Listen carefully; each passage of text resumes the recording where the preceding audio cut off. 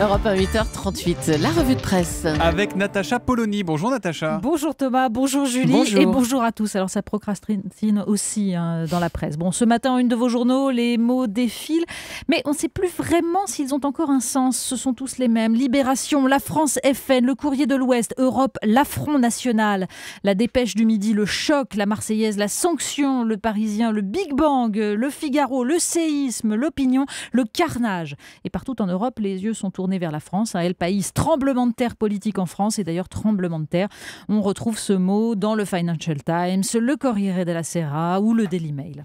Alors, vous allez nous aider Natacha à faire le tri parmi cette vaste presse consacrée aux élections européennes. Oui, alors il y a ceux d'abord qui ont choisi de dramatiser. Pour Éric de Couty dans Libération, le succès du FN atteste de sa capacité de mobilisation, de son enracinement et de la pérennité de ses thèses xénophobes. Dans Paris Antilles, Patrick Plancheneau évoque des brumes qui exhalent un parfum de peur et de fantasme et enivrent notre pays dans sa sombre attirance pour le chaos. Et puis il y a ceux qui tentent de se rassurer au contraire. Le principal, nous dit Guillaume Goubert dans La Croix, c'est de constater que les formations modérées remportent les 2/3 des suffrages. Le vote FN, explique Jacques Camus dans La République du Centre, reste un vote défouloir plus que d'adhésion. Certes, mais on lira surtout ce matin tous ceux qui s'interrogent sur les causes profondes, les dynamiques idéologiques. Dans Les Échos, Nicolas Barré s'énerve que chacun balaie devant sa porte. On sait comment les partis ont constitué leur liste avec ces recalés du suffrage universel, ces copains qu'il fallait recaser et ces improbables revenants que l'on expédie à Strasbourg. Les électeurs n'ont pas voté pour eux, quelle surprise! Pour Guillaume Tabar dans Le Figaro, la fin du bipartisme est un fait qui interdit, dit-il, désormais de parler d'extrême droite pour le Front National. Là encore, écrit-il, ce décalage persistant entre le regard extérieur posé sur le FN et l'idée que ses électeurs se font d'eux-mêmes peut expliquer le renforcement constant de ce vote.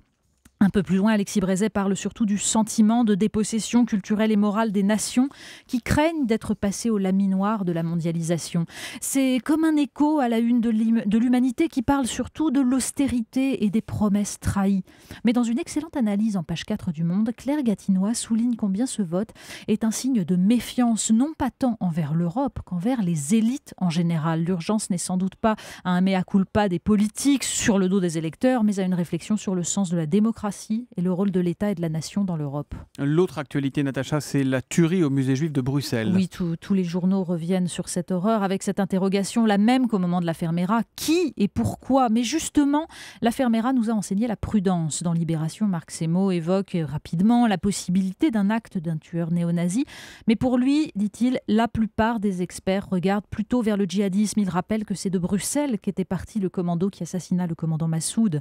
De Namur que vint la première femme kamikaze. Et la Belgique compte environ 750 djihadistes engagés en Syrie. Mais d'où qu'elles viennent, la haine et l'horreur se portent visiblement bien. Le Figaro nous propose une effroyable page d'histoire ce matin. Oui, c'est d'ailleurs une des rares pages qui ne parle pas des élections ou de la tuerie de Bruxelles, mais qui finalement nous parle quand même de choses assez terrifiantes. Donc une page effrayante qui raconte comment les savants allemands, responsables des pires horreurs dans les camps de concentration ou au service de la machine de guerre nazie, furent recrutés par les Américains pour développer les armes qui allaient servir à l'équilibre de la terreur dans la guerre froide. Le pire, c'est la description par Morin Picard d'Otto Ambros, inventeur d'un gaz mortel pire que le sarin. Un petit sourire aux lèvres dans le box des accusés à Nuremberg, parce qu'il savait qu'il serait gracié pour aller travailler au département américain de l'énergie et dans une grosse firme chimique quand la démocratie perd son âme. Le lieu de l'intelligence, et si notre intelligence ne se situait pas là où l'on croit? Oui, alors ça c'est le seul article qui nous change un peu. Oui, est-ce la partie la plus noble de notre corps? Le ventre. C'est la question que posent les Échos ce matin. Des scientifiques ont transféré dans une souris normale la flore intestinale d'une souris obèse. La souris normale s'est mise à se goinfrer et à grossir. Alors sachez-le, on trouve autant de neurones dans notre ventre que dans le cerveau d'un chien. Et 95% de la sérotonine, ce neurotransmetteur qui gère nos émotions, est sécrété par le ventre.